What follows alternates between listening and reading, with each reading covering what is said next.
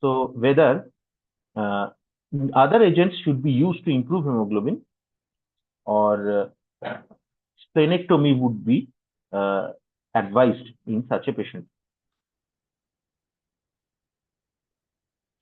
So this is the case 2B. This is the sibling of the child we discussed just before.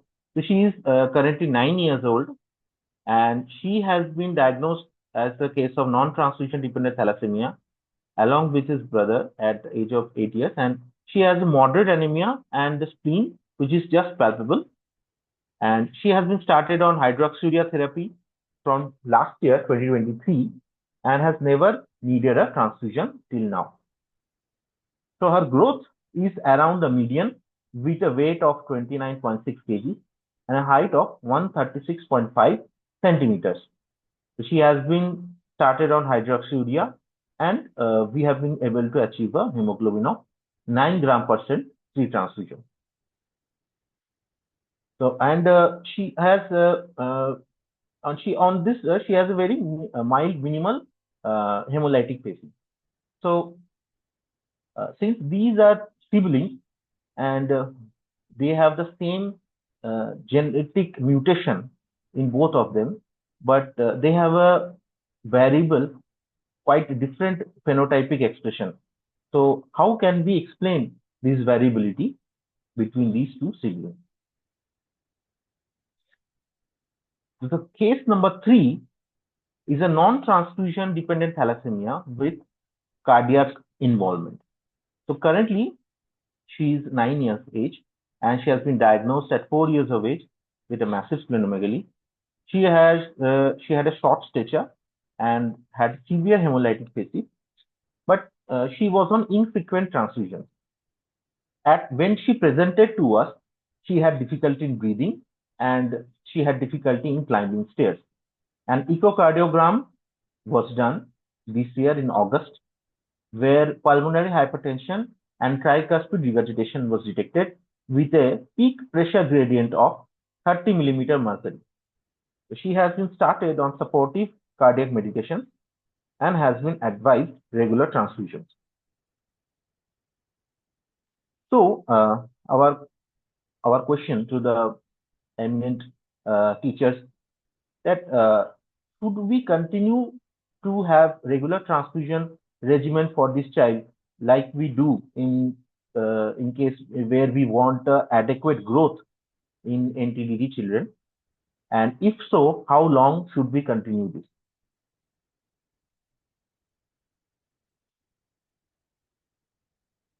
Thank you, Dr. Sudeepka. So now we'll discuss all these 3 cases towards the end of the session after both our speakers have delivered their lectures. I would request Dr. Lal to start his discussion. Thank you. I will share my slides here.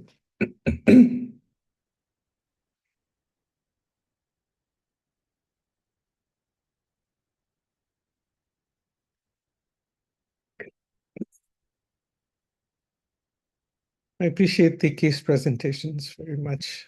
I think it really set the stage and just demonstrates both the complexity of presentation and the difficult treatment choices that are only sometimes guided by medical judgment and often by constraining factors. When I have been invited to speak to give a talk in India, I'm very much conscious of the fact that my perspective is from managing a very small group of individuals who have thalassemia. And what I can add to the knowledge that my colleagues have in India is really only if I am able to present the perspective from managing patients in the United States. I trained initially in India, and I was at the PGI Chandigarh, Dr. Marva, back in the 80s and early 90s. And so I've had some experience in hematology in India, and subsequently there have been repeated contacts to just to share experiences, and for me often to learn more by these interactions, just like the one today. So I am very thankful for the invitation. So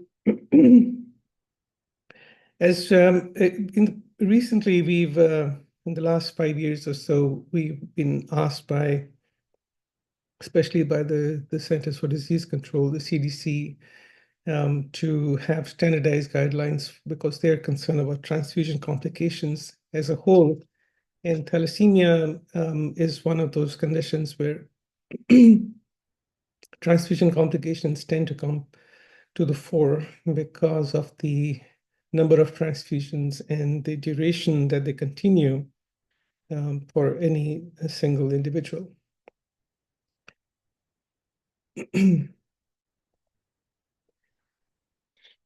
The one slide to just demonstrate that we are talking because we're I'm making some presumptions here, and I apologize if I'm wrong, but because we are talking about predominantly northern northwestern India.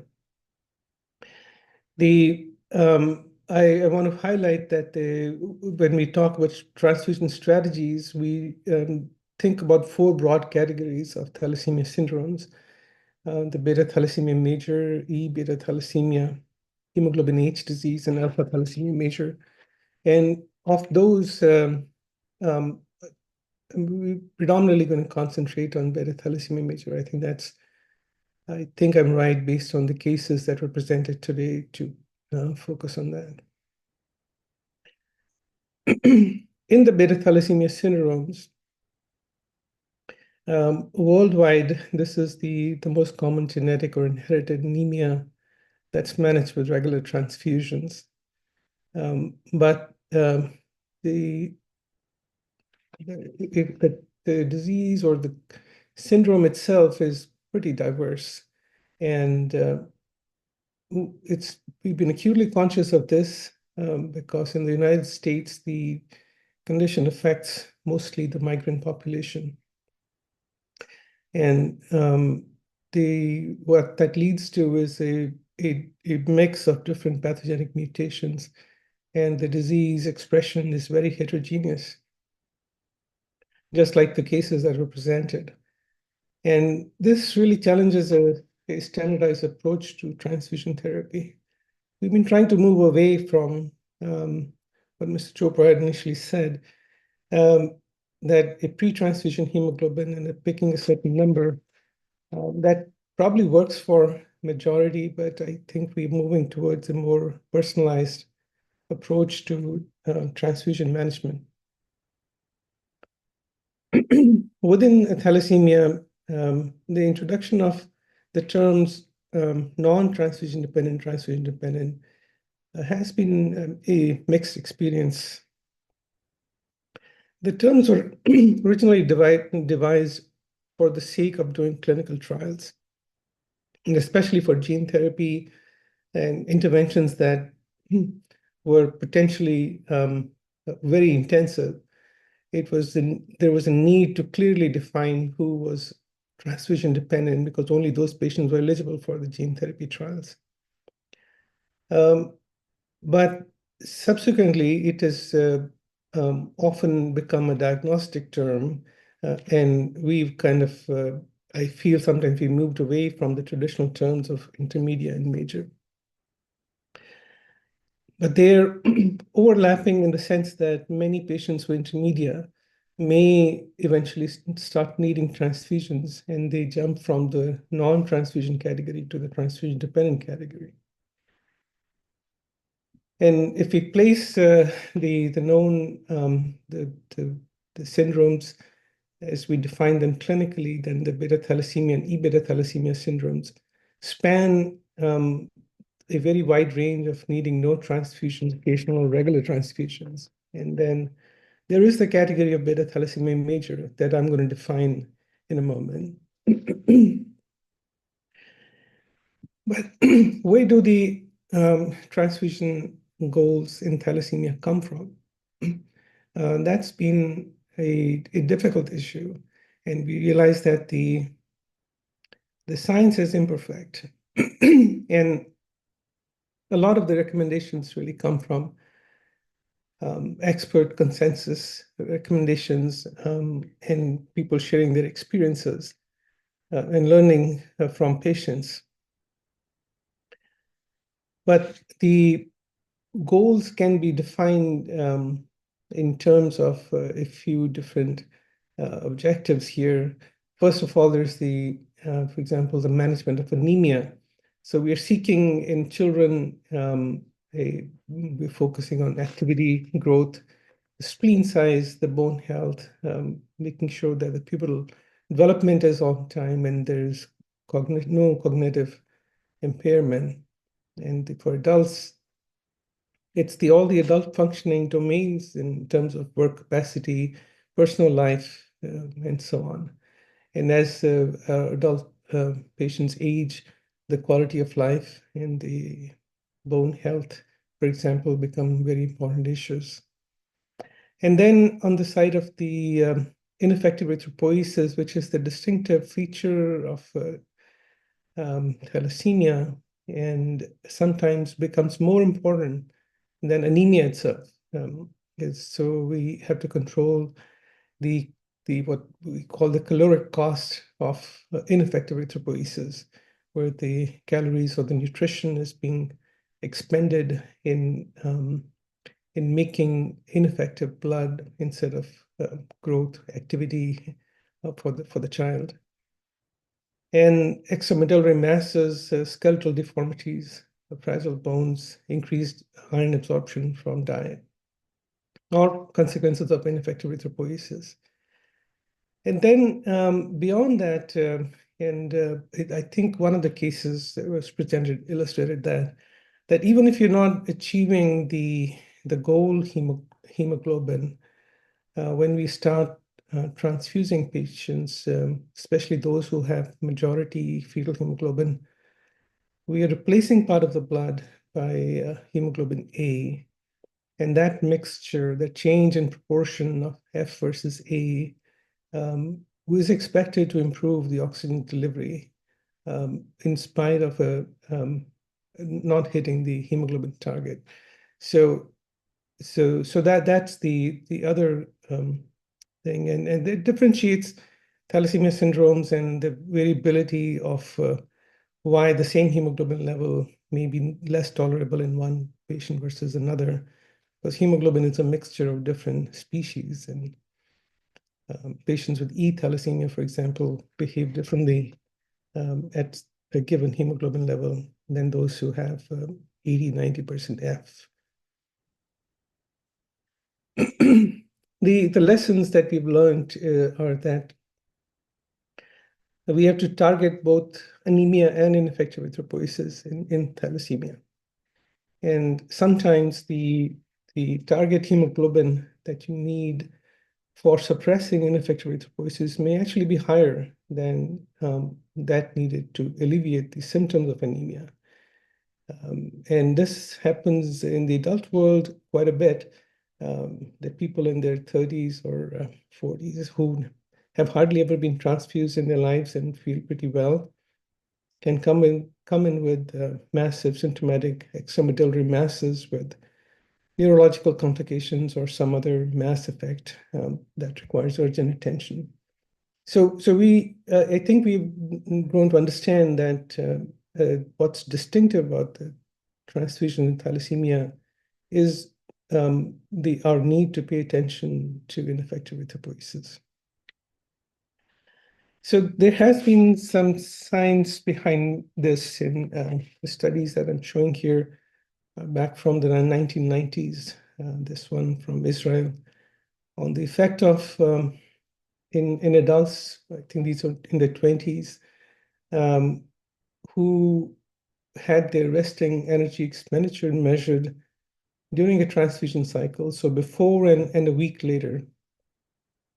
And the pre-transfusion hemoglobin was 9.2, and post was 12.4 as a mean of the group. So, and then what you see is that this is the energy expenditure percent of predicted. So 100% is what was expected.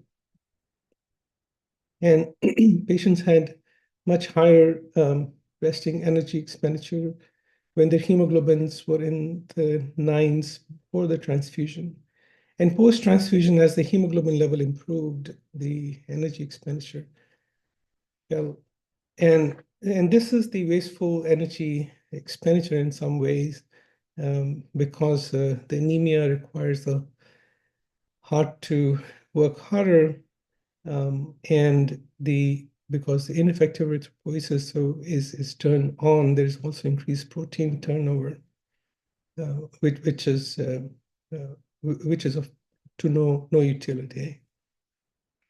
So so this gives us some kind of a threshold of what we're looking for in terms of where hemoglobin levels would be from metabolic perspective. But you can also look at one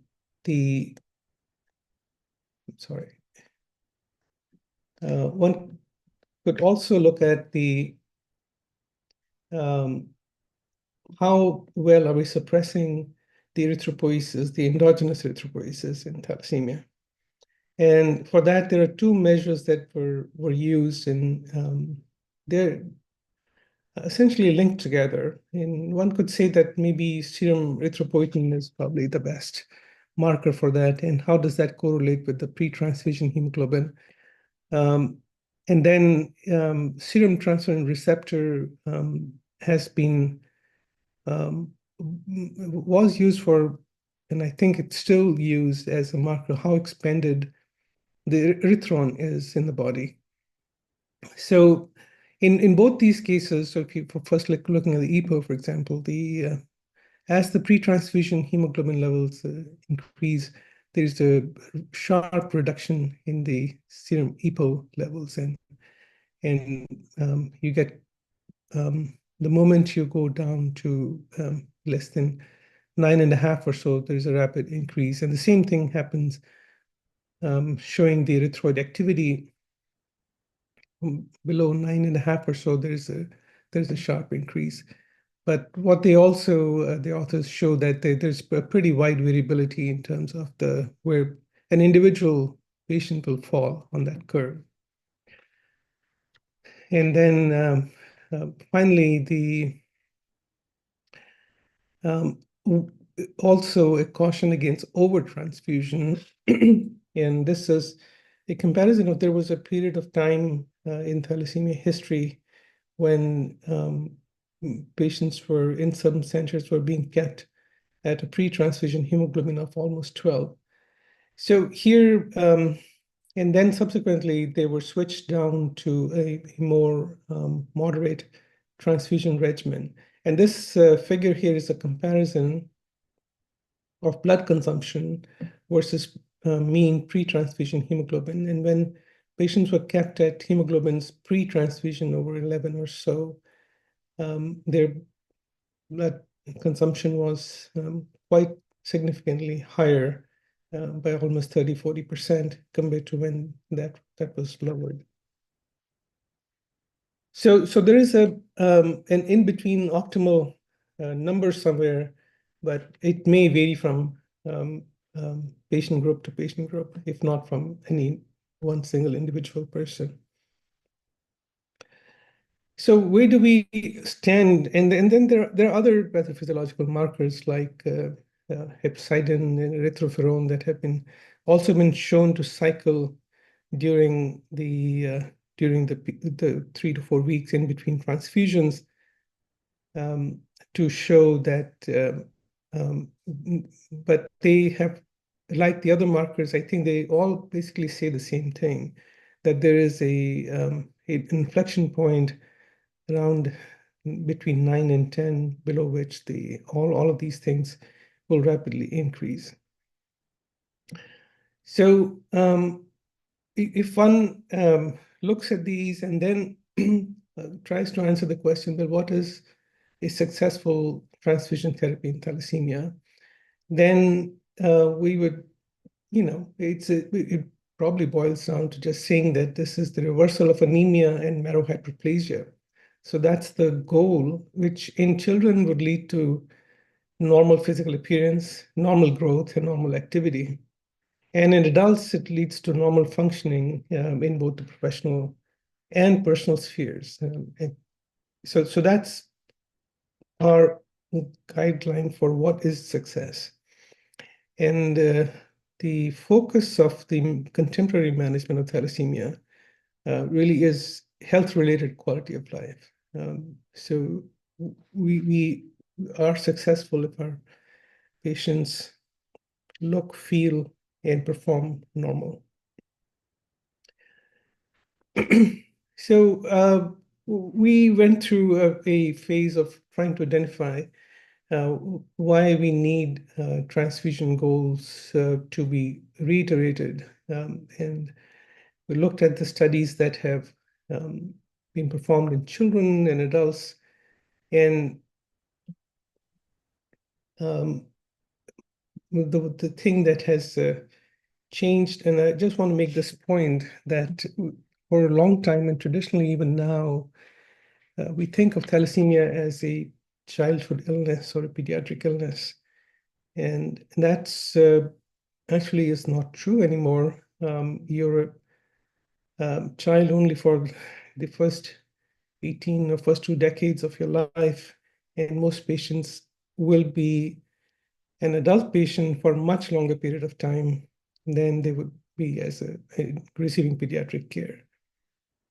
So essentially, the pediatric care is a preparation for our adult patients to have a normal, healthy life, offer normal longevity. And the transfusion practices during childhood will affect this long-term prognosis in adults. And that's where the partnership between adult hematology and pediatric hematology becomes critical. The other thing was that, especially in the US, we had to differentiate thalassemia from other anemias, especially sickle cell disease, for example. And to say that the transfusion threshold of 7 to 8 does not apply to thalassemia. It needs its own distinctive transfusion goal. And that we think that there is a problem of underutilization of blood transfusions in thalassemia, so that patients may continue to have symptoms from anemia and marrow hyperplasia. And it's partly because, and it's a personal issue for me, is that when you ask physicians or hematologists, what is the most important problem in thalassemia, they tend to identify iron overload instead of anemia as being the most important problem. And then there is also the concern over donor exposure that can limit the number of units of blood that are used for patients. And but at the same time, we don't want to overreach. And we want to say that the standards for beta thalassemia major are the standards only for beta thalassemia major, and they may not be appropriate for other thalassemia syndromes. So each of those needs individual attention. And then we have to constantly battle with the low expectations by medical professionals for the physical and professional achievements of their patients. And that can be a barrier to optimal transfusion management. I mean, what are we asking for? Well, I know that what we would want is to show a picture like this and challenge people to identify which of these three patients, which of these three is a patient of thalassemia.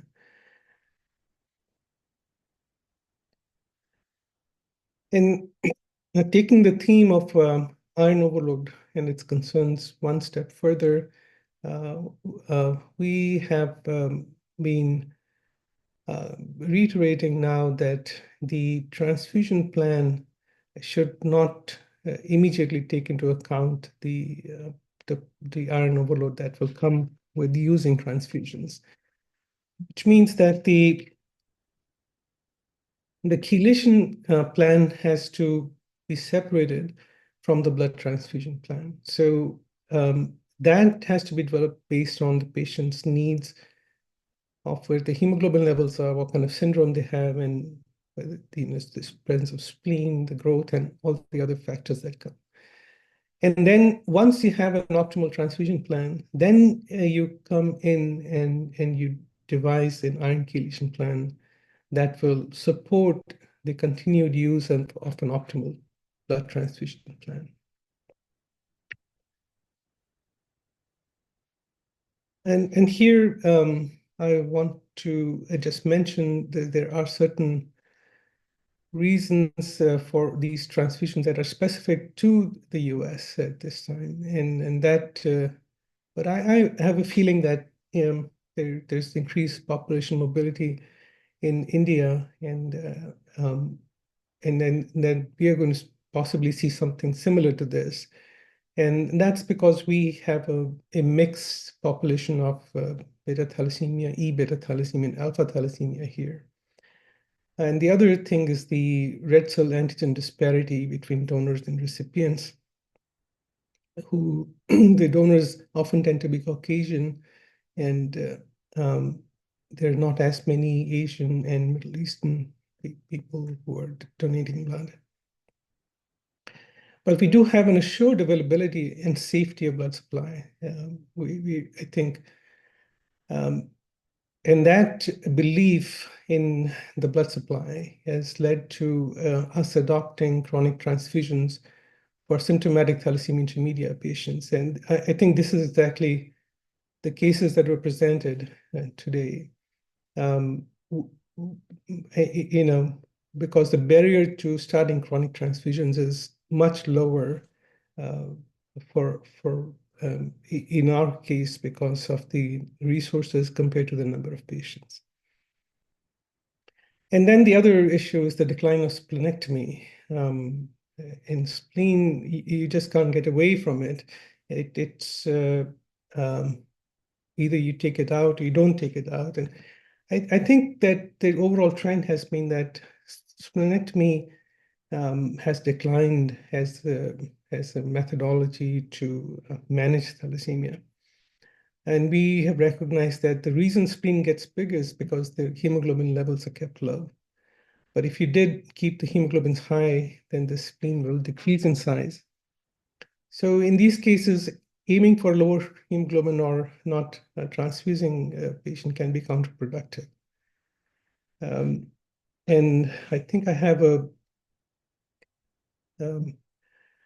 one of my patients that we followed here, where was initially thought of as a thalassemia intermedia, and still thalassemia intermedia by its definition, who maintained a hemoglobin around 7 or just below 7 for a long time. And then the spleen suddenly started to get bigger. It's shown in the dotted line, and then started on transfusions here, and then the spleen came down in size. So essentially, progressive splenomegaly has become an indication for transfusion for us. So for transfusion guidelines, there are two aspects to highlight. One is that there are patient characteristics that change what the recommendations are, and then there are product specifications. So in terms of patients, we were looking for essentially quality of life and growth in children. So you may need to individualize hemoglobin levels. Some patients do okay with 9, others need 10, and we have patients who would always want to be kept over 11. So there is an average where you start from, and then it needs to be tweaked and individualized based on the individual need. So in the splenomegaly, as I was saying, it's a prevention of splenic enlargement has actually become a goal of transfusion therapy. So you maintain enough hemoglobin and to keep the spleen suppressed. There is always the risk of elimination, of which we are very acutely conscious of. because of the red cell antigen disparity. So a genotype for red cell antigens is obtained in every case that we need, and it's kept on file by the blood bank. And then there are individual cases like heart failure, EMH, pulmonary hypertension, where transfusion targets may need to be even higher. But there, on the other side, there are RBC product and matching that also affects how we transfuse. So there is the issue of elimination, and there has been a movement where the donor centers that provide blood for a substantial number of chronically transfused patients can maintain donor registries that are genotyped. And so there is a ready access to match units, and especially to rare units, instead of having to screen a large number of units. The other challenge is the problem with the alloantibodies being evanescent and the screens becoming negative. It's even a bigger problem, I think, in thalassemia intermedia, but certainly for thalassemia major. If patients are moving between centers, then the risk of delayed hemolytic transfusion reaction comes up. And then the third thing is what kind of units we are selecting, because how many units you give actually does depend upon what is the hemoglobin increment after the transfusion and how long those transfused red cells are going to survive. So there's everything that we can do to select the best units that have higher hemoglobin content, so we don't use apheresis red cell units, for example. We prefer units that are less than 2 weeks old, and we recommend against irradiating red blood cells. So in the final part, I want to just mention that the actual recommendations come down to answering 3 questions: when to transfuse, how to transfuse, and what to transfuse. So this is distilling the background down to actual recommendations. In terms of answering when, we have usually we face with two different clinical scenarios. The first one is the infant presenting with severe anemia requires transfusions for survival, and this is kind of the prototypical patient that has served as the historical foundation for developing transfusion guidelines for thalassemia. These are the patients we recognize as beta thalassemia major, and many of them will be on transfusions by 6 months and majority by 12 months. So maybe we can assign like a 2-year as an age. If you're starting transfusions, regular transfusions below that, then you have beta thalassemia major. But if you don't need transfusions until you're 2 years old, like the patients we presented earlier, then you have some form of thalassemia intermedia.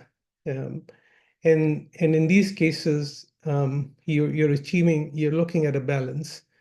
Anemia, ineffective erythropoiesis on one side, and the complications of transfusions on the other side. And I think Dr. Pranter is going to go through this, so I'll skip it. But if you don't need transfusions right away, if you don't have thalassemia major, then what is it that will make you start transfusions? And then this is we're all familiar with these guidelines. How to transfuse, what's the target hemoglobin.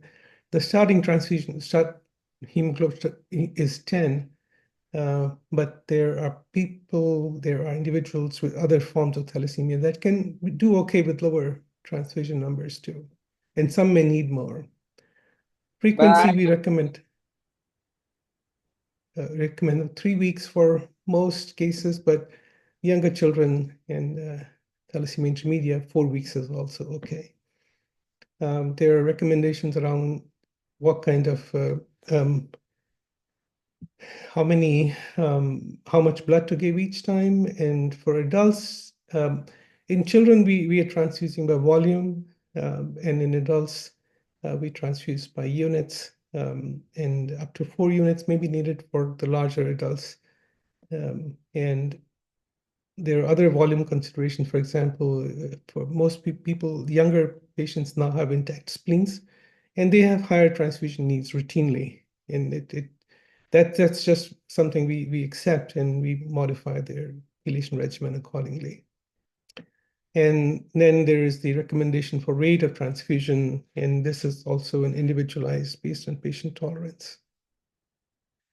And finally, what kind of blood product we are, of course, advocating strongly for pre-storage leukocyte reduction at source, so in the donor center. And the storage is almost universally has been adopted as the additive solution in the US, because these are antigen match units, so we prefer that they have longer shelf life than the CPD units.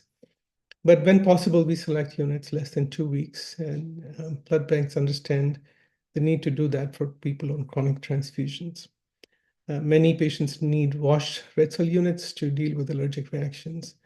And then phenotypic matching is a big thing, because if you don't have any antibody, we would routinely match to the RHCE and KEL antigens. But if you have one or more alloantibodies, then there's an extended matching along with honoring the antibody that you are sensitized to. But many challenges still remain, and in the US especially. The expertise with thalassemia is concentrated in some metropolitan areas, and distance is a big problem for us. So we at least say that a hematologist has to either directly supervise or review the transfusion plan. And for all patients who are starting out on transfusions, there should be an open discussion with the family about curative therapies as soon as they're diagnosed, so that and then we still have a difficulty with many hospitals not adopting a thalassemia-specific transfusion protocol. We are partnering more and more with our transfusion medicine colleagues to have consistency and quality assessment, so that we can record the transfusion volumes, maintain antibody history, and now we're moving towards some form of a national database for chronically transfused patients who develop alloantibodies to reduce the risk of delayed hemolytic transfusion reactions. I thank you for your attention. Thank you, sir, for that lucid discussion on transfusion, how transfusion guidelines have evolved in thalassemia major especially. And couple of points which I found it very true is that we constantly think of thalassemia as a disease of children, but that's not the case now. And as children are growing up, we need to have centers where we can transition these children to, and also need to have care plans planned out with the adult team also, which is something which we are constantly struggling. So your statement on a child is you're only a child for the first 2 decades of life was very true. And this is something which we need to factor in from the time the child starts, we start seeing these children. So we'll take questions at the end of the next session, sir. Together we'll take for both the sessions together. So now I would like to request Pranthir sir for his session on non-transfusion dependent thalassemia, how transfusion planning has changed.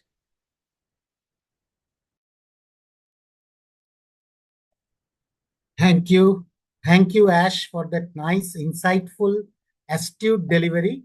So what I'll try to do is, so I've been given the topic of transitioning from NTDT to TDT. We were talking of transitioning from the child to the adult. And let me tell you, when 70% of my patients, when they are diagnosed, have E-beta thalassemia, I think for me, the question that baffles me always is to transfuse or not transfuse. And I think when the parents ask me what would happen to the child in future, I actually frankly confess that I don't know. I need to observe that child for at least 6 months to a year. But if they present at a very early age, especially before 1 year of age, that there's a high possibility that they might need regular transfusion. So I think E beta thalassemia is a different ball game, and when you tell NTDT, it has a lot of entities, including the alpha variants and the traditional thalassemia intermediates.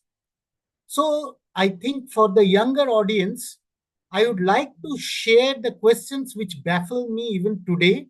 People like Ash and others have tried to provide answers to some of them, and some of them I think still needs a lot of research. So one question is why those labeled NTDT patients do not need blood transfusion. And what you will all understand is that there is no watershed divisions between this.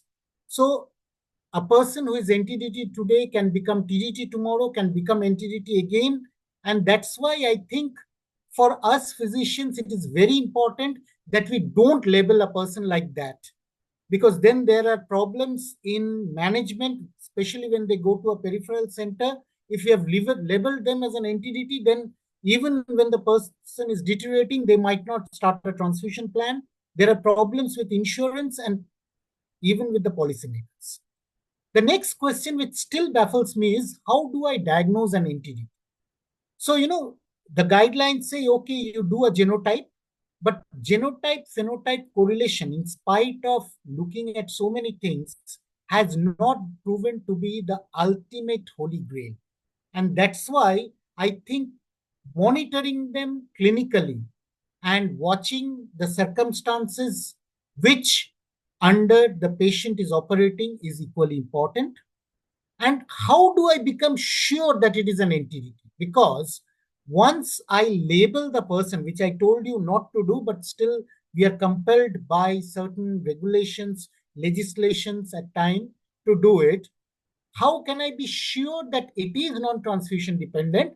Because I can tell you a story of one of the patients whom I was treating with E beta thalassemia, who was maintaining an average of 7.2, and then he did very well in his class 12 boards, and then took the SAT exam, landed in US.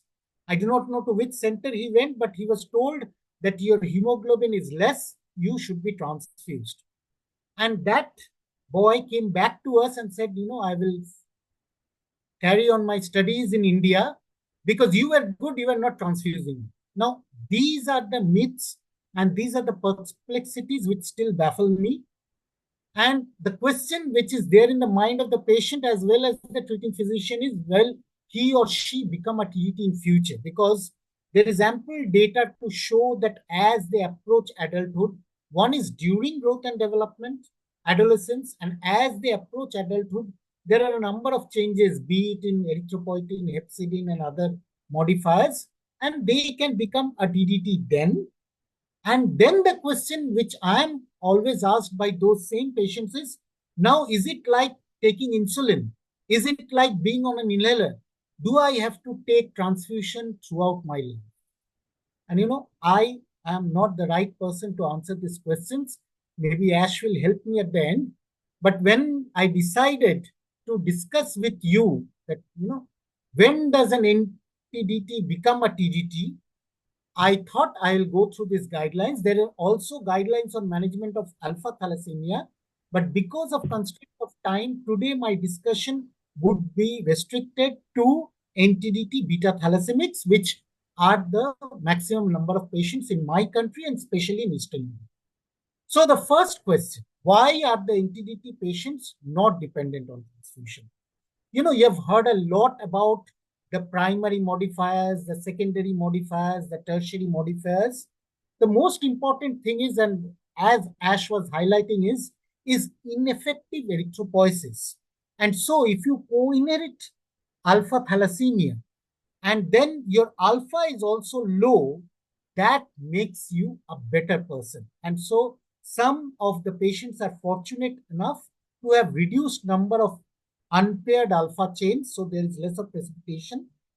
Obviously, the severity of beta chain mutation has its own effect, and there are more than 300 disease-causing mutations. So whether it is reduced level, that is we call, beta plus, or it is beta 0, and then what is the degree of imbalance? If there are increased alpha, it makes things worse. And if you have some co-inheritance of determinants of increased gamma chain production, especially some polymorphisms, or as you have HPFH mutations, then they can alter the disease. Now, my experience has been mostly with E beta, and as Shudito presented, I will also show you a family with 3 children, hopefully sharing the same genotype, which behave totally different. Now, what we all have to remember is that they are not dependent on transfusion, and as Ash mentioned, that nomenclature was more important because whom to include in a clinical trial, but they are not independent of transfusion. That means that you should not be so rigid that when they need a transfusion, this is an NTDT, we should not transfuse. This should not be the case, and I'll tell you why.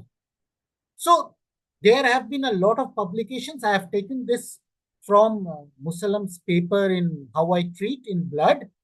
So if you look at heart, right? In TDT, as Ash mentioned, one is cardiac iron overload, the other is LV dysfunction. But in NTDT, one of the major features is pulmonary hypertension, which may increase with splenectomy, and preserved left ventricular ejection function, but right ventricular dysfunction and venous thrombosis. So you have some new players. If you're not looking for that, you will be in trouble, because I have seen so many echocardiography reports. Yes, annual echocardiography has been done, but the only thing mentioned is normal ejection fraction, or sometimes maybe E by U. Nothing is mentioned about the tricuspid regurgitation velocity and other things. I'll come to that later. Now, endocrine and bone disease, you can have hypothyroidism, hypoparathyroidism, growth delay, all this in PDT, and that's why you have to be astute in deciding how much to transfuse. Bone disease remains a major issue in a person who has never been transfused also in NTDT patients. Liver fibrosis, cirrhosis is present in both, but as we were already taught that the iron deposition is different in the liver, but the management more or less remains the same, and you might see, if it is not picked up, hepatocellular carcinoma more in NTDT. This is what the epidemiology shows. But there are a host of other things which you do not see in the regularly transfused patients. Cholelithiasis, even in homozygous E, who are technically not NTDT, they are homozygous E. Extramedullary hematopoiesis leading to compression, neurological features, splenomegaly, and that splenomegaly, if it is not monitored, you will not understand the red. Silent cerebral ischemia, Ali Tahir and his group has shown it, that akin to sickle, you have multiple cerebral silent infarcts here, and leg ulcers, which we see a lot in our E-beta thalassemia patients. Now, as far as anemia is concerned, if you are not transfusing, or so to say, borrowing the nomenclature from hemophilia, you are giving on-demand transfusion, then the sequelae of anemia with age, they keep on increasing. And maybe those reflect in the cardiac and the other manifestations. So what are the red flags? I think this is the core of what I'm speaking today. Symptomatic anemia. So you are saying patient has a hemoglobin of 7, but the patient has symptoms of fatigue, patient has shortness of breath on exertion. You evaluate it. If the patient is symptomatic, that is definitely a red flag for transfusing. But remember, there can be other comorbidities or conditions. So if you maintain a regular transfusion and the patient becomes asymptomatic, under monitoring, you can take them back to non-transfusion dependency. Growth delay in children. The case Shudipto showed us, the growth charts, those are so important. And for India, we have our own IAP Agarwal charts, which should be used. And then in adolescence, Tanner staging should also be done. And remember that height is more important than the weight for age. Pregnancy. I have seen at least 10% of the beta thalassemia carriers who decompensate during pregnancy. So they are not entities. And because of the physiological conditions of pregnancy and certain other factors, you might need transfusion during pregnancy. And here you're looking at 2 lives. So the growth of the fetus is equally important. You should be in constant communication with the obstetrician. They should not be worried. They are worried because of alloimmunization. And unfortunately, in India, red cell phenotyping is not a mass phenomena. It is not a standard of care. We are slowly trying to do it, and alloantibody screening should be a part of the program. And then pulmonary hypertension. I think I will spend some time on this because if we do echocardiography, and I had my DM student doing a dissertation, we did not detect it in young, but as the age increases, you can detect it. Extramedullary hematopoiesis can be a medical emergency. So there, both transfusion and hydroxyurea, sometimes with a needle biopsy proof. We have even given local irradiation. But if you are monitoring your NTDT, the patients might not need those aggressive measures. Leg ulcers. If the patient is wearing trousers, we should make it a habit to take them up and notice the skin. Because sometimes the patients might not even tell you, because especially in a country, their threshold of complaining is far high. Hypercoagulable state, evidence of thrombosis, especially post-splenectomy, is a red flag, and you have to monitor not only to use hydroxyurea, but they might require transfusion. Heart failure. Now, this is obvious, and we do not want patients to go into heart failure. So when I work with my Sri Lankan colleagues, they always tell me, the patients only present to the ICU with heart failure. What can we do to prevent it? And I think in prevention, managing the iron overload and doing good quality echocardiography help us. Now, iron overload. You'll say, okay, iron overload, I'm worried. If I transition an NTDT to a TDT, it will increase. So that should not be an issue when you have such a good oral iron chelator today. I think that as the guidelines maintain, if the serum ferritin, if it's the only thing you have to monitor, if it is more than 800, but do not go by a single recording. And we know that especially in NTDT and in E-beta thalassemia, serum ferritin underestimates the iron overload. If you have a facility, you should do an MRI study every 12 to 24 months. But if you don't have it, at least go on doing serum ferritin every 3 months. Now, if there is iron overload, and if you have been a culprit, so-called, don't feel guilty about it at all, by putting the patient on transfusion, just look at this part, right? So patients with NTDT more than 10 years of age, if liver iron concentration is more than 5 or serum ferritin is more than 800, you should start deferasirox, ideally 10 milligram per kg, and then depending on the response. But if it is very high, you can start with 20 also. And as I told you, MRI every 6 to 12 months is very difficult, but 12 to 24 months. ferritin every 3 months, dose escalation and 1 month. Now, what if it is low, right? If it is low, you keep on monitoring, and when you reach less than 3 or ferritin less than 300, then obviously you should de-escalate. So these patients, we have read multiple reviews. There is so much of evidence that without transfusion, they have iron overload because of the defective hepcidin pathway, because of increased iron absorption. Now you look at the left of the screen. Hemoglobin less than 10. Well, there are so many patients of ours whose hemoglobin is less than 7 or 6, they do not turn up to the hospital, right? But what we have to look at if they come to us, right?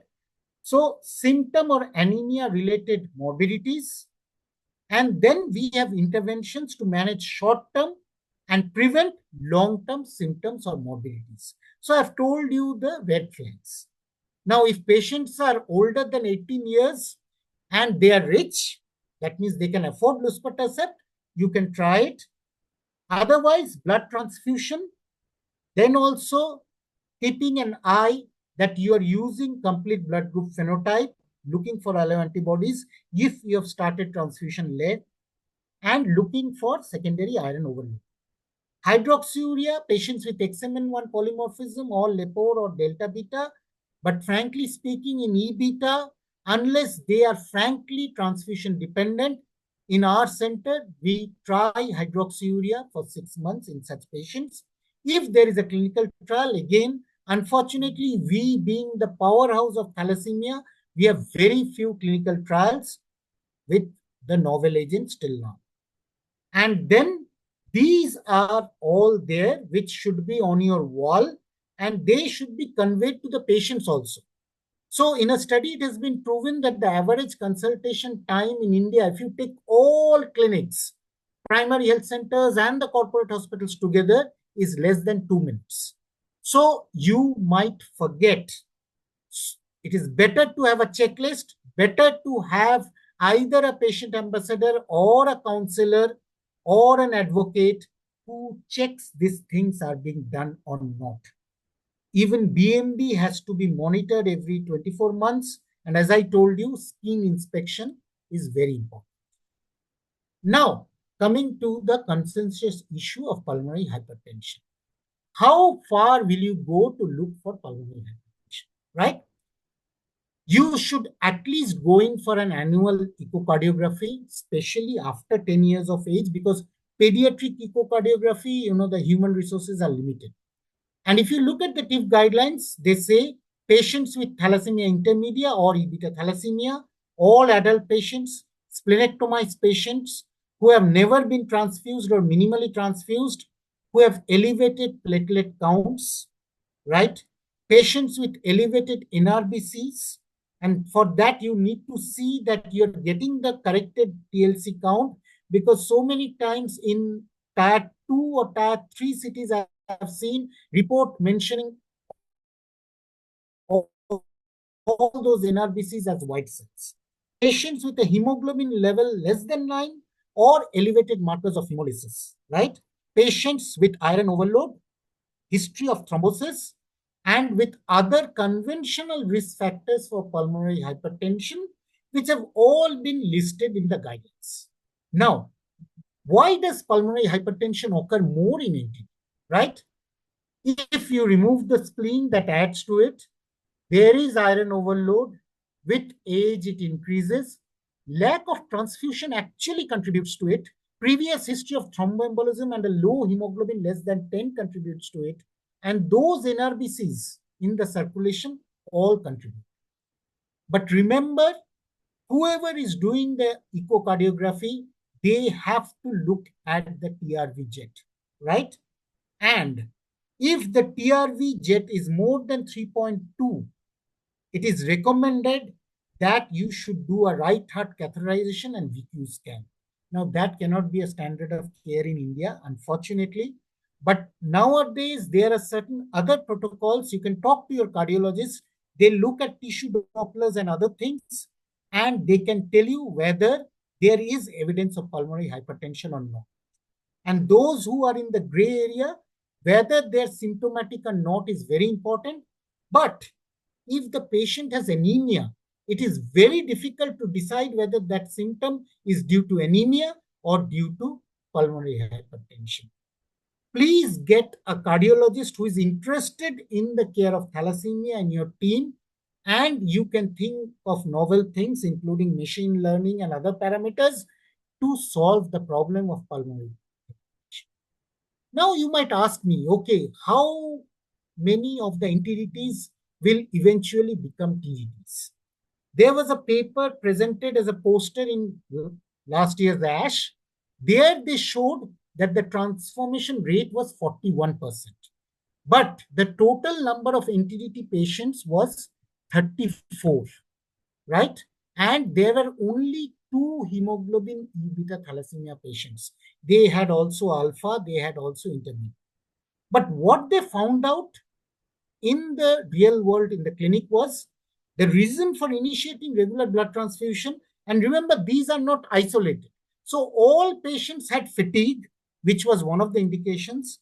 There was 32% patients having extramedullary hematopoiesis.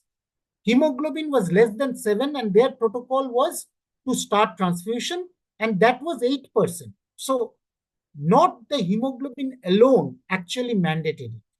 And then pulmonary hypertension was present in 15%.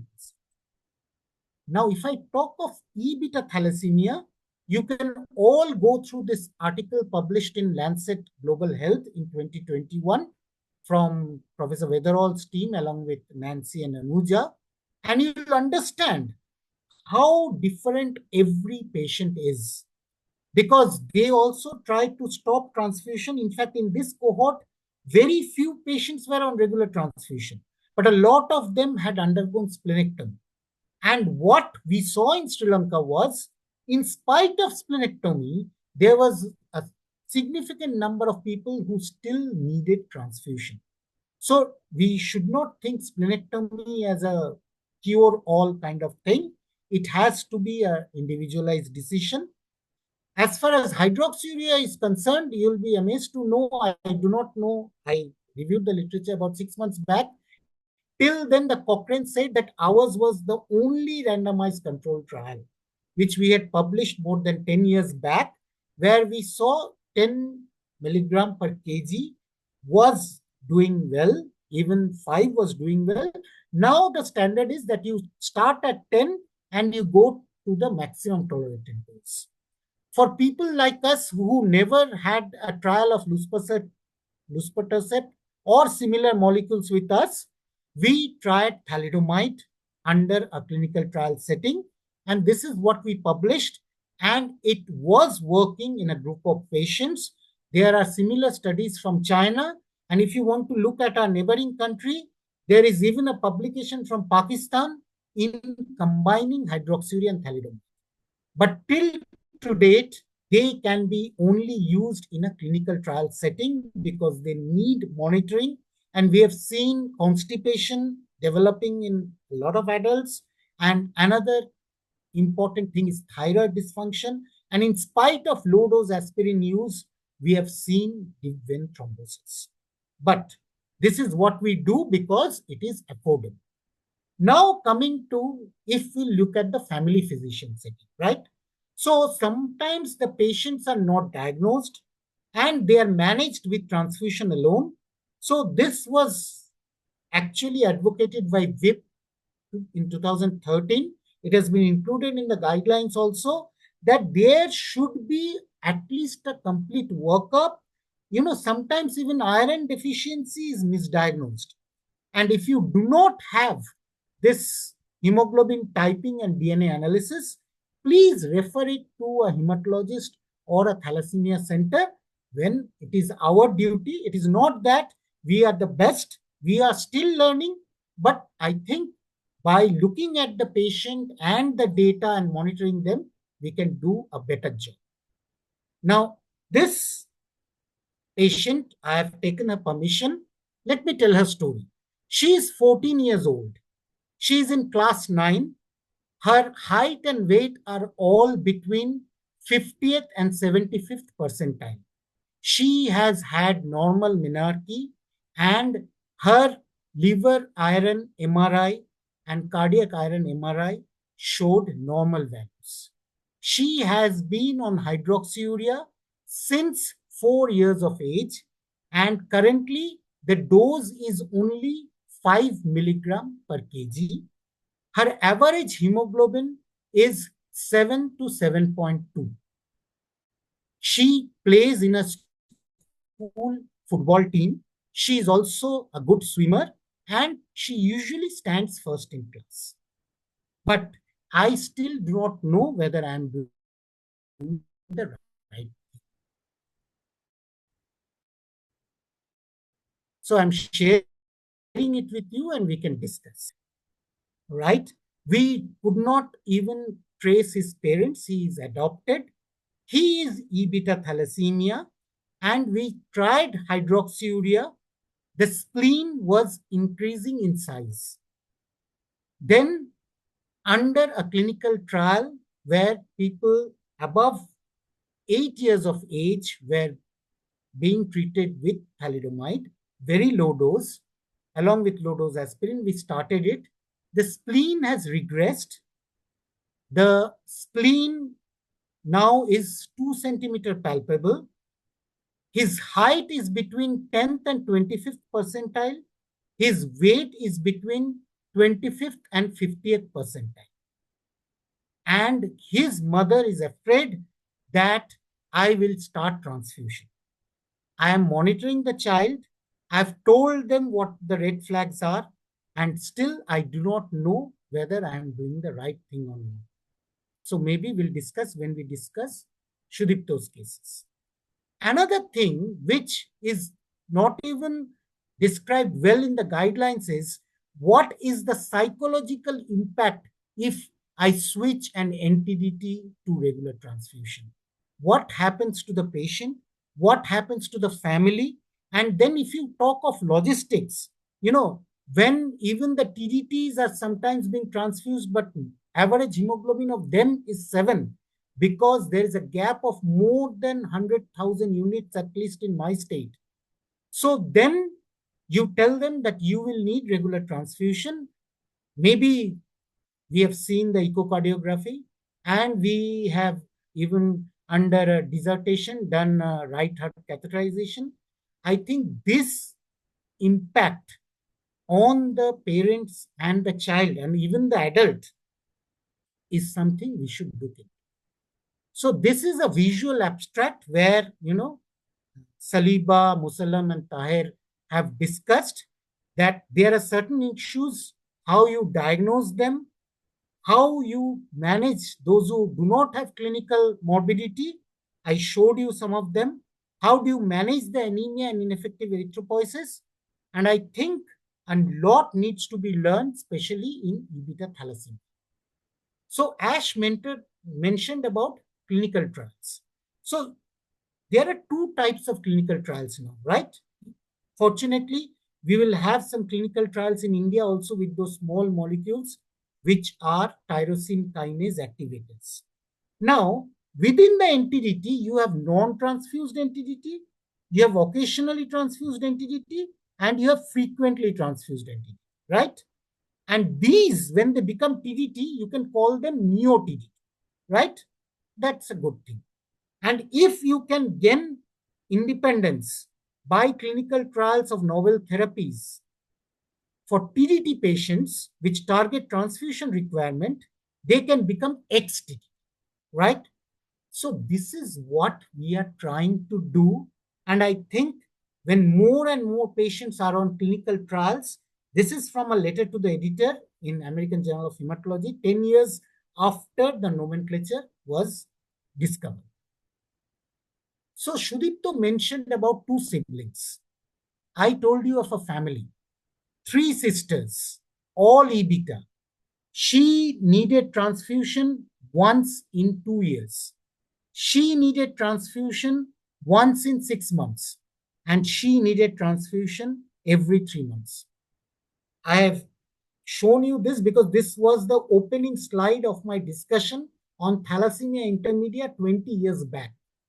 At least I can tell you, 20 years down the line, I am still not very sure why this happens. There have been some hypotheses on HLA polymorphisms, splenic activities, and other things. And we still learn from this family. And the girl actually, which needed the least transfusion, she also had the least complications. So we thought that because she is an NTDT, she might have all those things which we have learned of, but she didn't have. I do not have the answer. Now I hand it over to Ash. Thank you so much.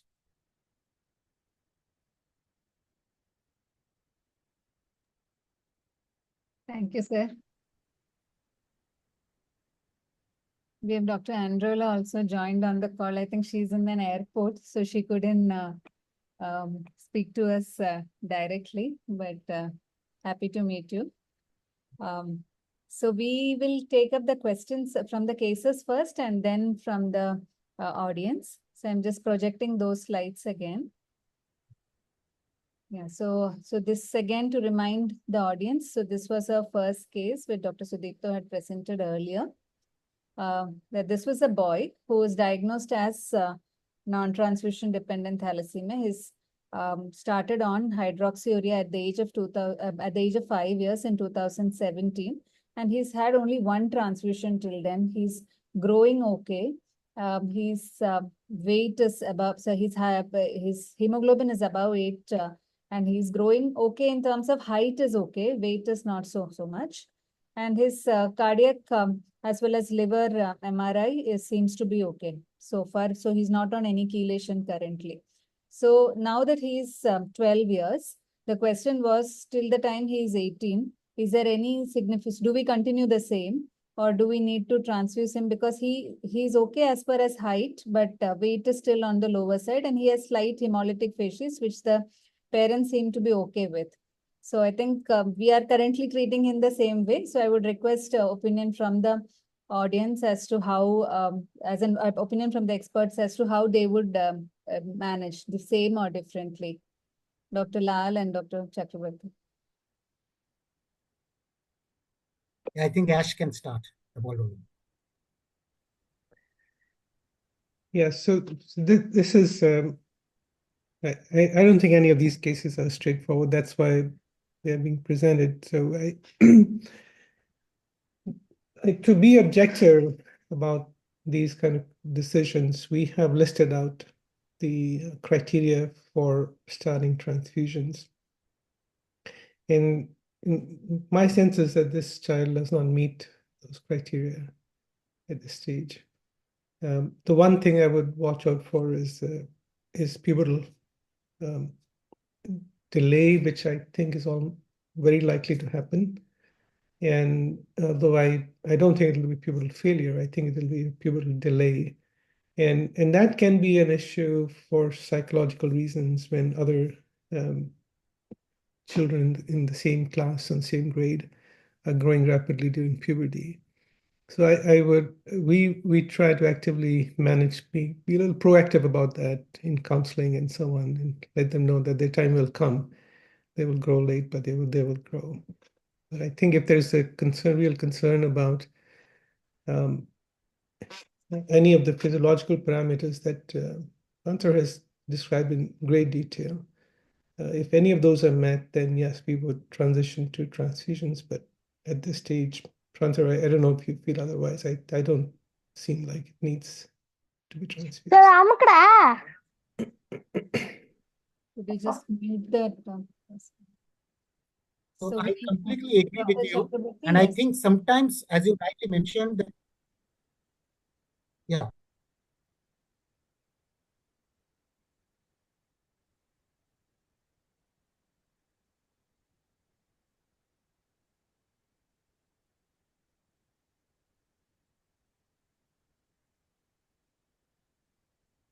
Did we lose Dr.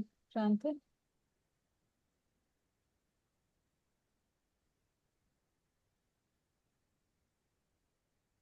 Am I audible, Manisha? Yes. I think Dr. Pranthar is Signal is his signal is lost.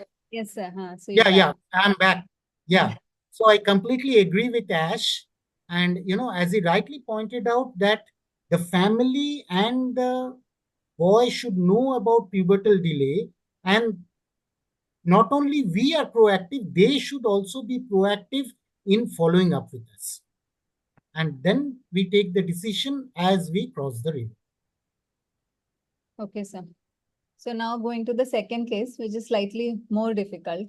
As in now he is 14 years. So this is a boy who has been managed so far as NTDT with a massive spleen, short stature, a, a significant hemolytic facies.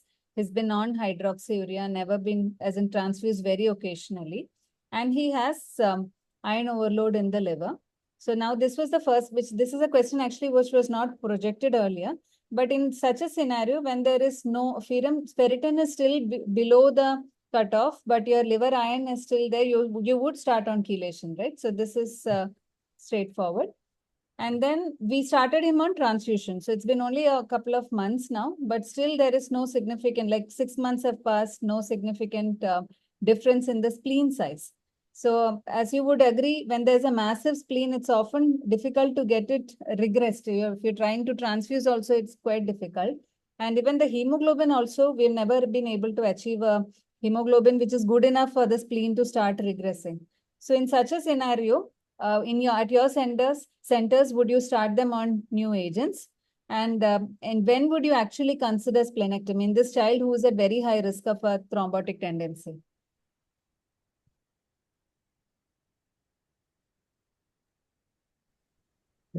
I'll take the risk of going first before Franter. So I think for us, this child was probably never NTDT. Yeah. We would have started transfusions. We do see such cases. I think a significant proportion of my patients are those who are refugees from conflict areas in the world. And they have much worse care than even some of the cases that I've seen in India. They have there's been difficulty accessing blood, and there's no way that anybody's been ever evaluated for iron overload or been given any. So I do have, but I think for this patient, the criteria for sometimes that is helpful just to have the table in front of you and say, well, this is the consensus that if your speen's rapidly enlarging during childhood, the outcome isn't, that's just telling you that the disease is severe. Even if your hemoglobin is above 7 or it's 7.2 or 7.5, if your spleen's getting bigger, then it's headed towards a situation where the condition is going to present with severe symptoms later. So like the case I presented where we started transfusions on a child at 7 years and the spleen regressed. She's now 16, 17 years old, and she's taller than her parents and all. That's the usual thing. So that I think that we have to be. It's the question of TDT and TDT. It's become more bothersome as time has gone by. I feel like unless you're considering putting a patient in a clinical trial, don't use those terms. Just say this patient has beta thalassemia or E beta thalassemia. Is it major or is it intermediate? If it's intermediate, then you need to monitor them at least every 6 months and see if they're meeting any criteria to start on transfusion. Then if they do, then parents have to be counseled and they have to get on transfusions. And regarding spleen, would you remove a spleen because he fits criteria for a splenectomy? So what I would do for my patient in San Francisco, we would not take the spleen out. We would hypertransfuse. We will bring the family back every 7 to 10 days until we can get the hemoglobin up over 10 or 11 and then try to maintain it. That's what we've done, and we've been able to do that in some patients for over a decade. But that requires hypertransfusion, that requires combination chelation therapy. You get into a whole different world of intensive thalassemia management. That requires so many resources that I'm not, I wouldn't advocate doing. You really need very close monitoring, because you need combination chelation therapy for sure. You can't manage these patients if you put them on hypertransfusions with hypersplenism that they have. Then a single agent is never going to be enough for chelation. Yes, Dr. Prantha? Yeah, so I agree. I mean, the time was when the spleen was increasing, because I think there's a golden period of opportunity when the spleen is increasing and you put it on a regular transfusion regime, the spleen regresses. And we often see such patients where the kind of transfusion support we can give, we cannot get the spleen to regress, and there's an element of hypersplenism. Now, whether I would splenectomize or not would definitely depend on how this boy is doing, right? Because we know splenectomy has its own problems. Other than OPSI, it's also about pulmonary hypertension and a host of other issues. But if you cannot transfuse, right? Transfuse to at least maintain his oxygenation, right? At least his basal metabolic rate so he can do his daily activities, then I would suggest that we can try, but not with high hopes that this patient will improve dramatically after spleen. But I keep it as a last resort. But obviously, as Ash has rightly mentioned, you cannot go in for hypertrophy. We go in for combined chelation sometimes, but those are in patients who were poorly chelated in their childhood. But for such patients, giving so much blood, managing iron overload, and a host of other issues, when others are also suffering and you always have to ration your resources, I would try to get splenectomy done, explaining everything to the patient and the family, and also taking opinion of my colleagues. Can I just add something to that, brother? Yeah, please, Ash. So we do splenectomize patients occasionally, and especially adults, where we can't even maintain a 2-week interval between transfusions because they're using up the bloods that quickly. What I would say to my patients is that doing a splenectomy is not going to convert the patient back into NTDT. I think that's where the biggest fallacy to me is, that if we stop transfusions after a splenectomy, you haven't changed the pathophysiology of the disease. The thalassemia was severe to begin with. And these are the patients who present after 10, 20, 30 years with all of the severe complications that Ali Taher and Musallam's papers have pointed out, which include cerebrovascular disease, pulmonary hypertension, leg ulcers, and multiple fractures. These are exactly the patients who will present after a few decades with irreversible complications. So taking the spleen out will only make it easier to transfuse the patient and to take care of the iron. But I don't think that this patient should be left without transfusions following a splenectomy. Totally agree with you. Yeah. Thank you, sir. So now to the next part of that case, actually. So he has a sibling. So like Dr. Prantha showed, this is younger sister who was just accompanied the child for when her brother was being shown, and she was picked up to have the same disease, as in she has moderate anemia, splenomegaly, HPLC suggestive, and high HbF, and she is growing okay. And so her hemoglobin was around 7 to 8, and then she was started on hydroxyurea. She's maintaining well. So how do we explain this variability in presentation? And she's never been transfused till now. And what do we expect for her? Like at some point, if we keep her on hydroxyurea, is that good enough, or do we say as she has a growth spurt later, or when she goes a pregnancy, she will probably require transfusions at that time also, right?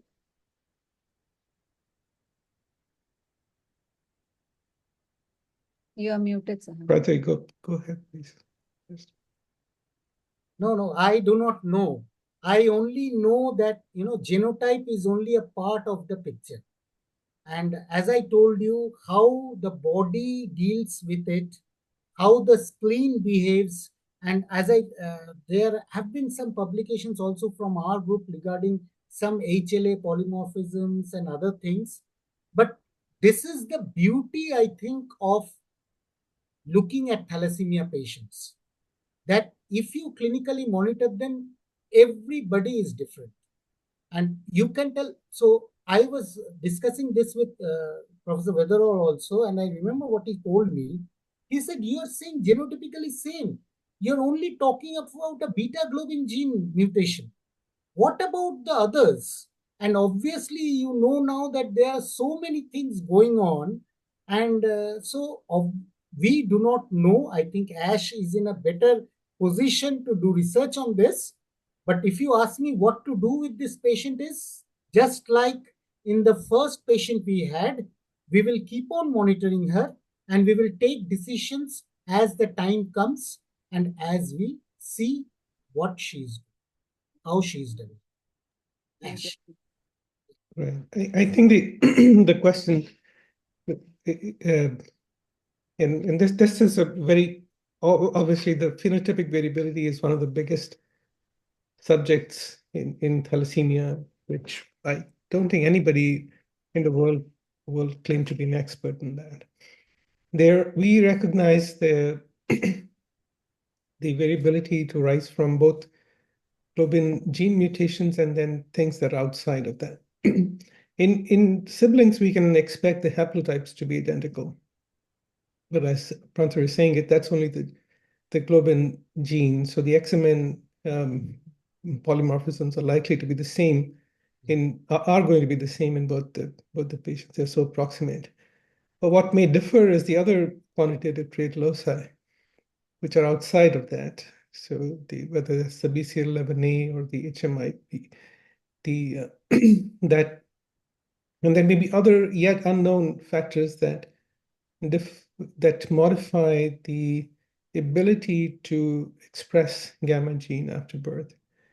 And that is one of the bigger reasons why patients differ. And I think the most illustrative articles on this have come from Italy, where patients with the homozygous beta 0 mutations, many of them did not need transfusions because they continue to make a very high level of fetal hemoglobin. And the reason was traced to these QTLs that I was, the quantitative trait loci that I was talking about. And eventually, even if we don't have it yet, but we hope eventually that when we say we want to do a genetic diagnosis of thalassemia, we will not only test the beta globin mutation, but we do beta, we do alpha, we do the gamma promoter, and we do the QTLs, all the known QTLs at the same time in one NGS assay. That's your thalassemia genotypic diagnosis, not just the mutation that you have. But we are currently very limited if you're only given the mutation itself and not what's affecting. And that's only the genetic things. But I think in Sri Lanka especially, I think in other places, the environmental variables are the other things that we're not totally sure about.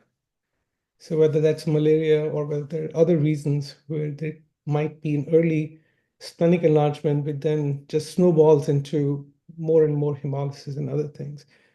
And we've observed that, and we were doing some collaboration in one of the Southeast Asian countries where our patients with alpha thalassemia, very few of them are on transfusions, but at a center in one country, more than half of the patients were on transfusions because they had massive spleens and exactly the same globin gene mutation.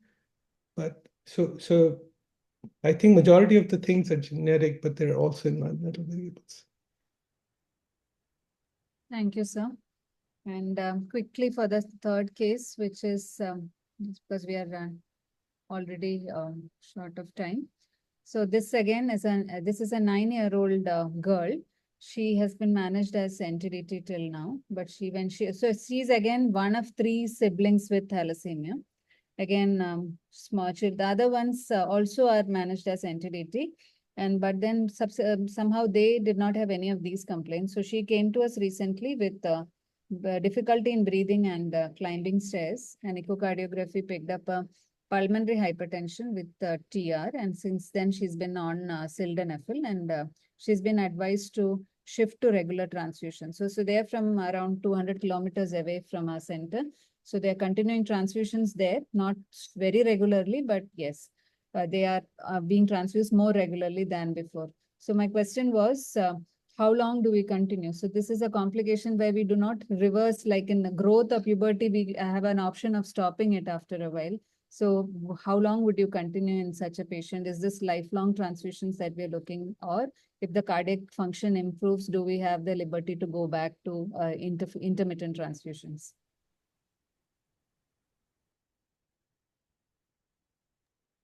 Prantha, you want to speak on the pulmonary hypertension? No, I do not have much experience, so you'd be better.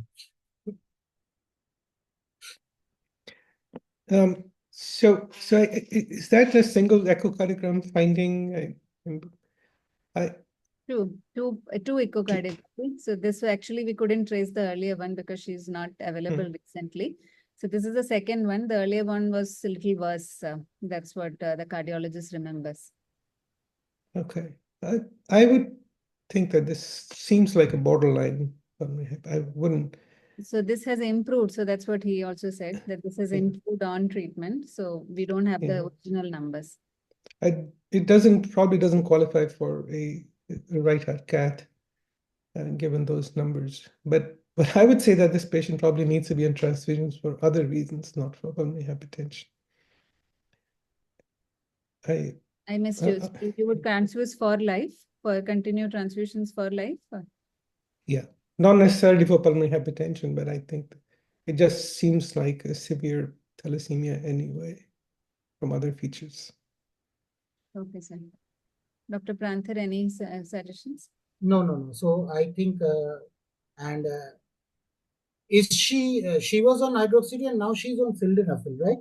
So what I would think is that also to get a cardiologist on board and go on doing it. But I agree with Ash that maybe she is a TDT from the beginning, and what we are seeing is partly due to the anemia which was not corrected and partly due to this. So if she is improving, if her symptoms are improving with regular transfusion, she should be on regular transfusion. Yes.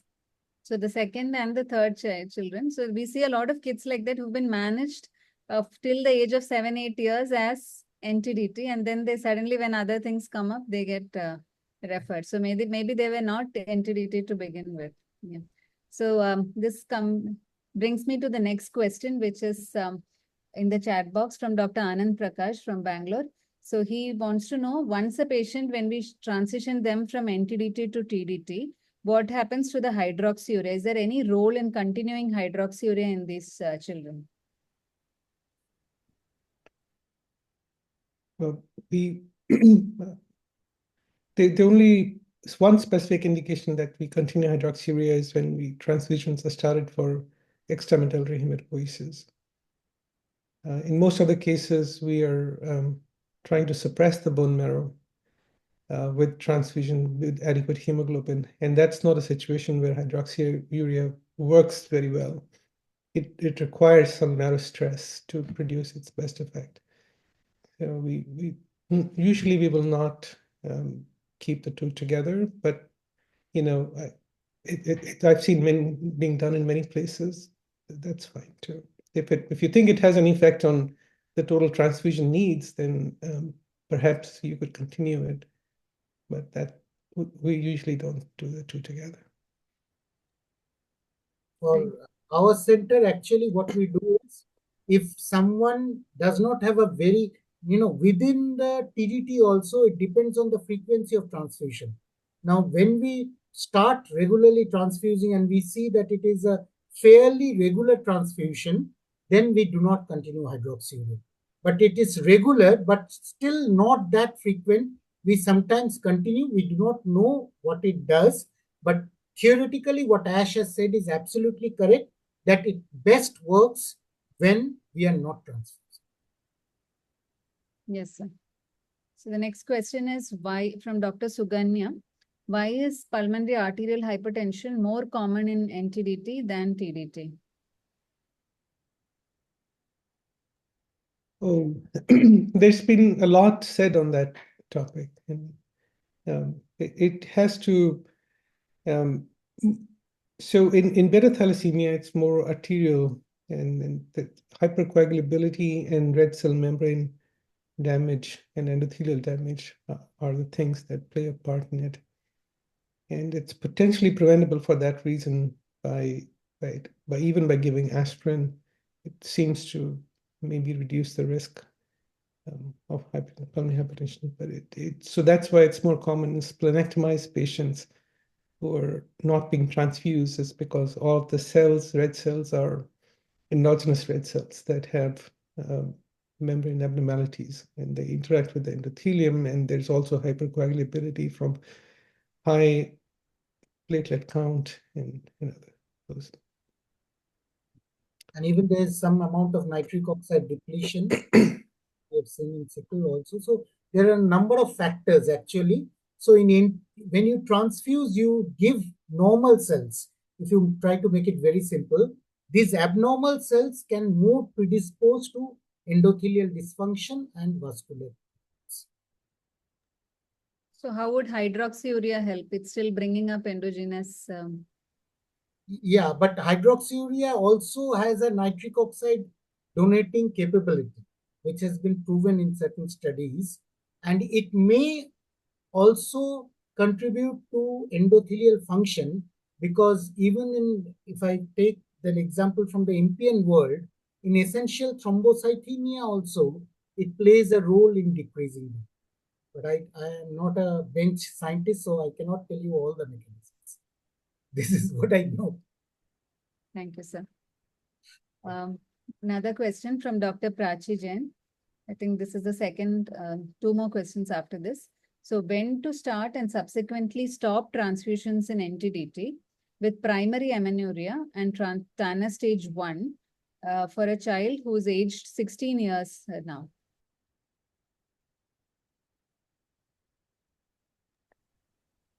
Oh. So I apologize. I don't think there's enough information for me to say it one or the other.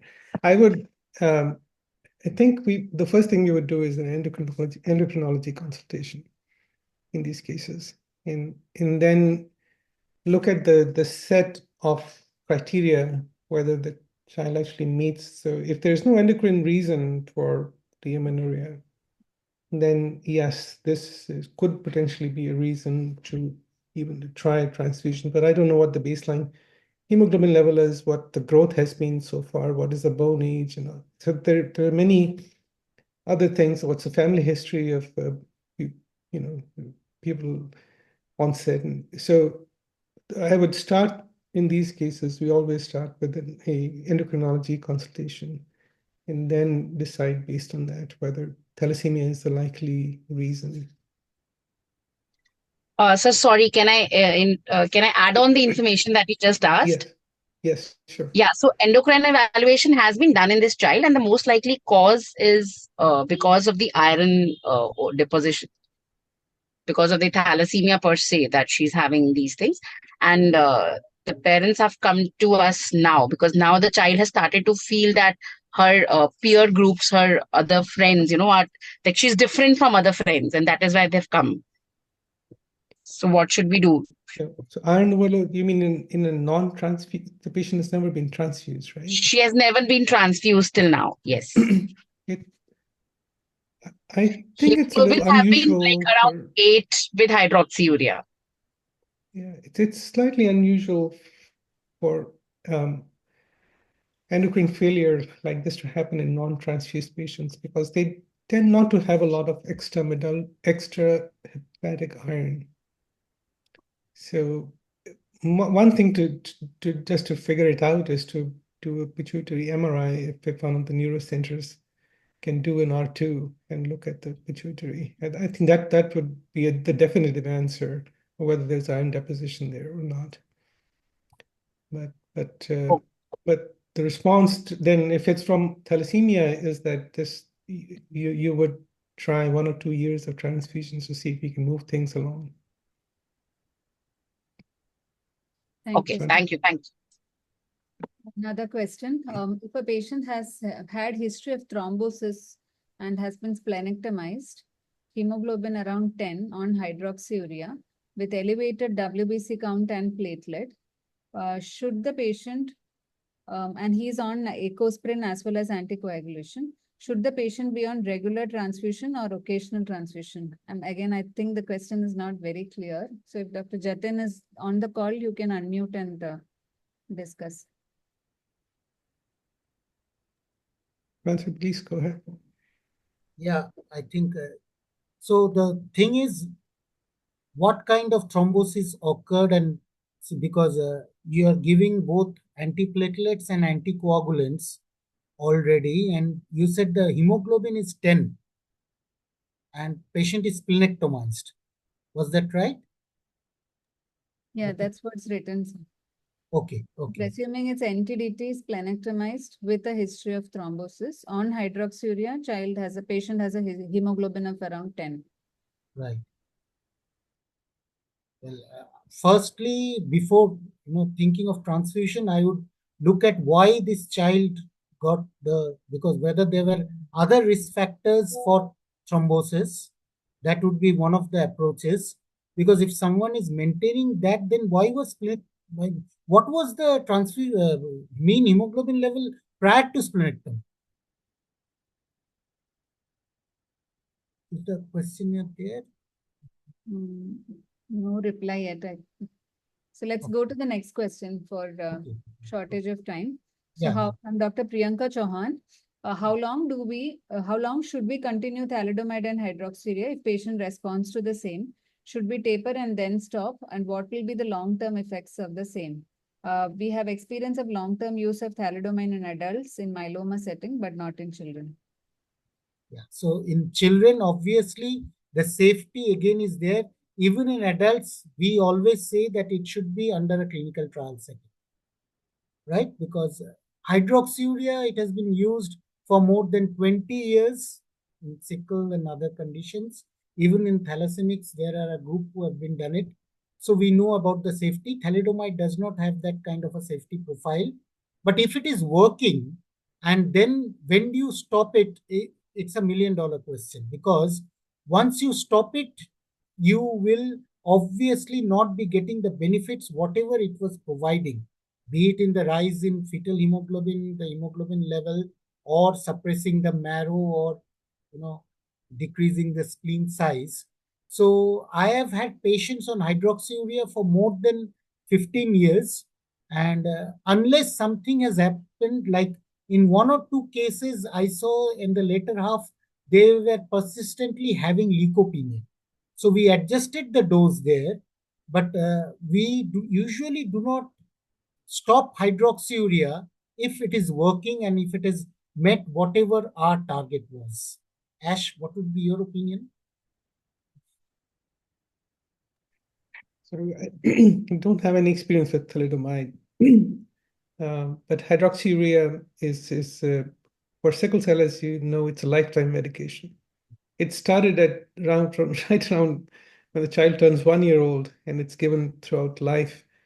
So I think the safety concerns with hydroxyurea outside of the malignant, pre-malignant settings that it is, or MPN settings, that there really have not turned out to be any safety concerns with hydroxyurea. It's been a great drug for sickle cell, and I think if it works in some patients with thalassemia, it should definitely be used.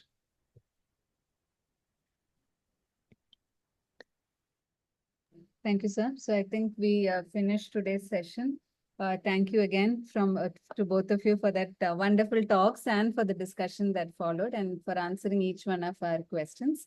And so I would request Deepak Chopra ji to kindly give your concluding remarks. And before I sign out, so the next session will be on 30th of November. So again, that's the last Saturday of November. And we'll be discussing blood safety this time in a setting of transfusion dependent patients. We have two speakers. The international speaker is Dr. Erica Wood. She is from Monash University. And the national speaker is Professor R.R. Sharma from Chandigarh, PGI Chandigarh. So over to you, Deepak ji. I'm extremely grateful to Dr. Ashutosh Lal, who I think is still on a Saturday morning, whereas we are going into our pre-Diwali celebrations here. Thank you, Dr. Lal, for such an educative, informative references which you had will be very, very useful to all the doctors who are on this particular webinar.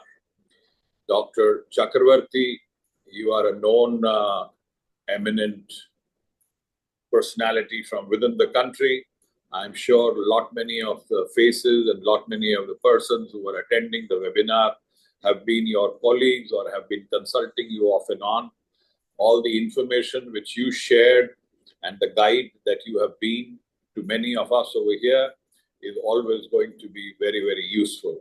As I had initially said, that in our half a century journey, a lot of the children have now become adults. They are adult thalassemics. So I would request Neetaji, when she's planning the next of the sessions, if she could also think of bifurcating the session, that part one of the session be for those who are below 18 and the second part of the session be for those who are above 18, because the issues and problems as well as the management structure is also quite different for those who are below 18 and for those who are above 18. The other aspect is, which I must bring to the notice of persons like Dr. Ashutosh Lal, that, over here in India, we have very few references available for those who are now crossed 50 years of age. Fortunately, we have some thalassemics in certain cities like Delhi, Mumbai, and down south also, who have crossed 50 years of age. So their issues are quite different, and we don't have very many references here. So it would be of great help if eminent personalities like you, who are seeing patients and have knowledge of patients who are above the age of 50 or around that age group, as to how are those issues being handled pertaining to osteoporosis of bones, as well as other natural daily duties concerned. So with these words, Neetaji, I am really grateful for you, for having organized, curated this sort of a webinar, and also to ECO for giving us a wonderful platform for this sort of a webinar. Once again, thank you all who participated. I think the maximum number I saw on the screen went up to about 120. So I'm sure your next session will have many more participants. With these words, I wish you all and your families a very happy Diwali. Thank you. Thank you. Happy Diwali to all.